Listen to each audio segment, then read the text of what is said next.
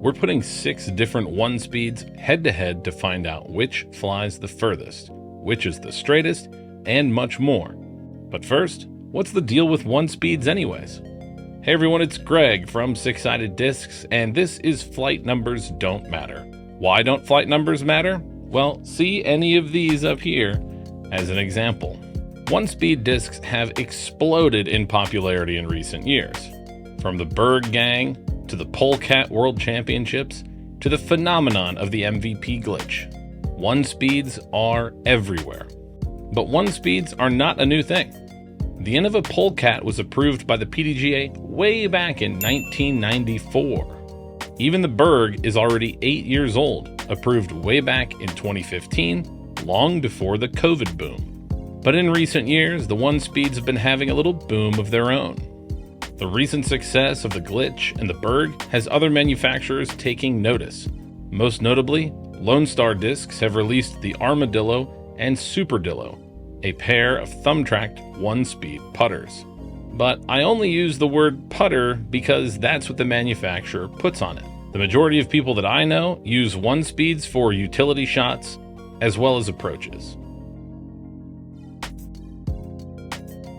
One-speeds do offer something different. One-speeds are useful for reducing distance without reducing arm speed.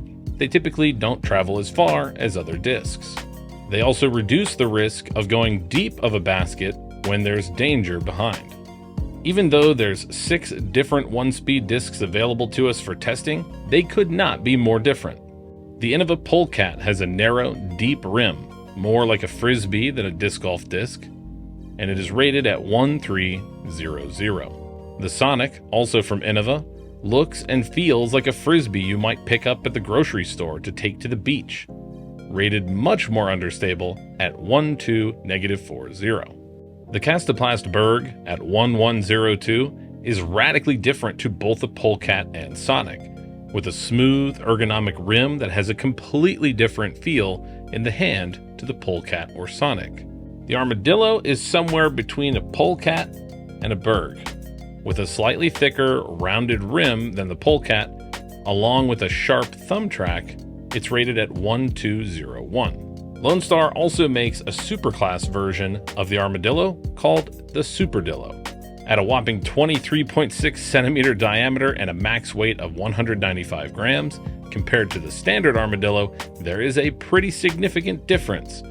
It is also rated much more understable than the Armadillo at 14-31. Finally, we have the latest and greatest addition to the MVP family, the Neutron Soft Glitch. The Glitch has a similar shape to the Polecat, but with a distinct difference.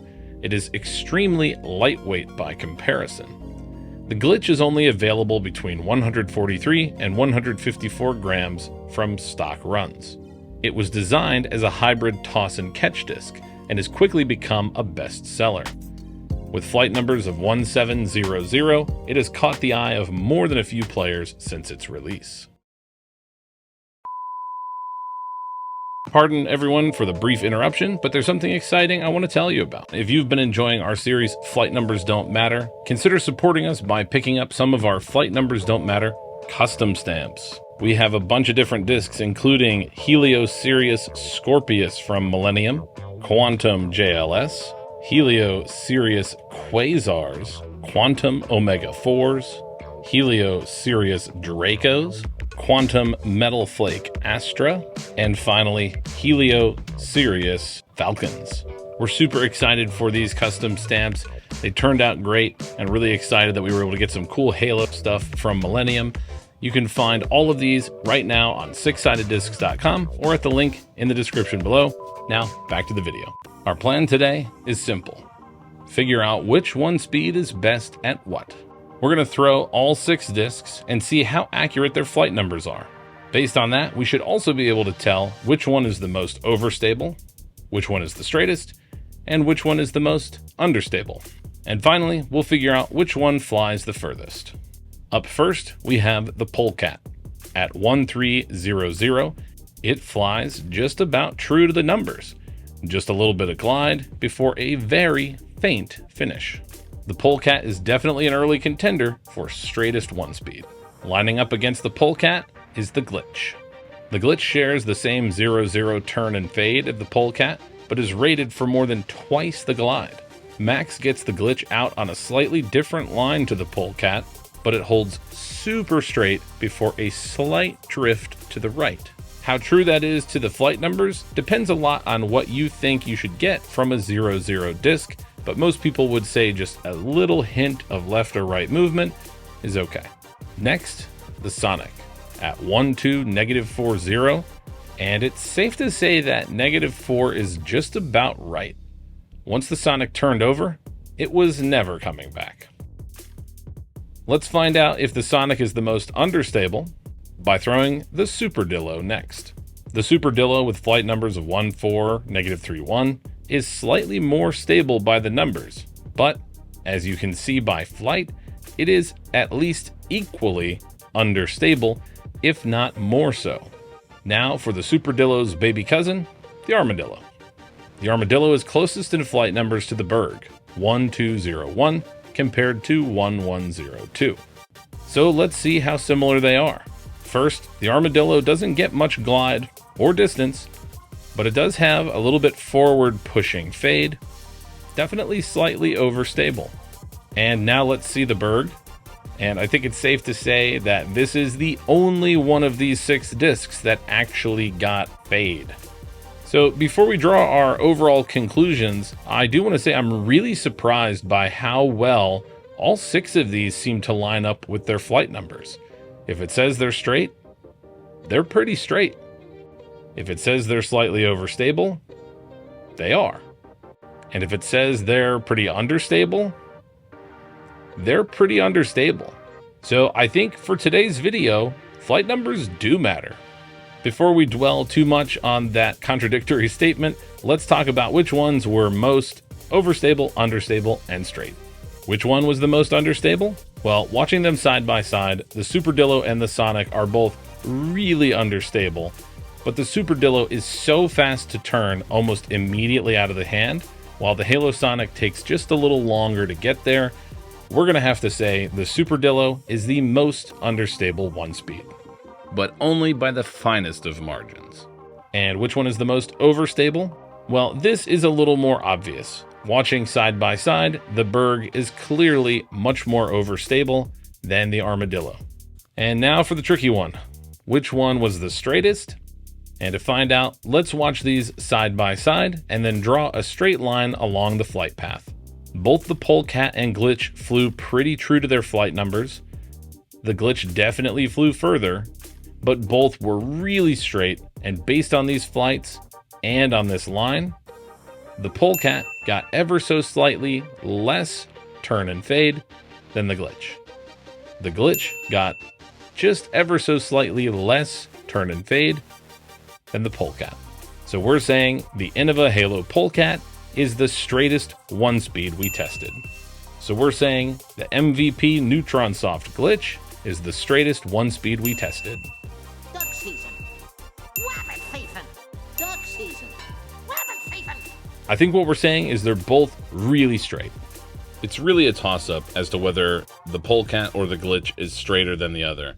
What it may come down to is personal preference and which one really feels right in your hand. All we can say is they're both really, really straight flyers and great for straight approaches or off the tee. Finally, let's talk about distance. Obviously, one-speeds aren't the furthest flying discs by design, but I'm sure you noticed one flew a little bit further than the rest, and that is the MVP Glitch. There's just something about the Glitch. Maybe it's that super lightweight and heavy gyro rim combining to hold that stability a little bit longer. Maybe the shape of the disc creates more lift, it holds the air underneath a little better. But what we do know is that it easily flew further than the rest. So there you have it, one-speeds. While they may not fly fast or far, they definitely offer something unique that other discs simply cannot. Which one-speed do you like best? Comment below your favorite and why you like it. If you don't like one-speeds, comment below why not.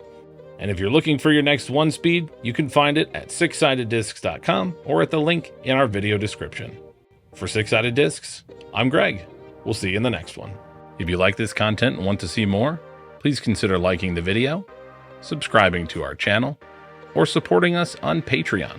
Your support makes this content possible. Max gets the glitch out because what do actually one speeds are useful for limiting arm speed while reducing once again pretty accurate to the flight numbers. We didn't say that before. Oh, I guess we did. Rated much more understable at 12-40. Hello.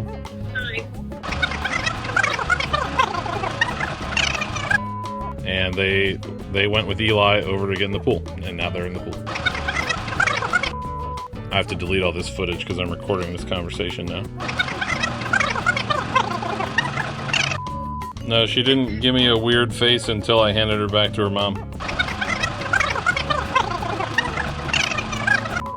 Love you too. Bye. And we're back. Duck season. Wabbit thiefin'. Duck season. Wabbit thiefin'. Wabbit season. Duck thiefin' fire!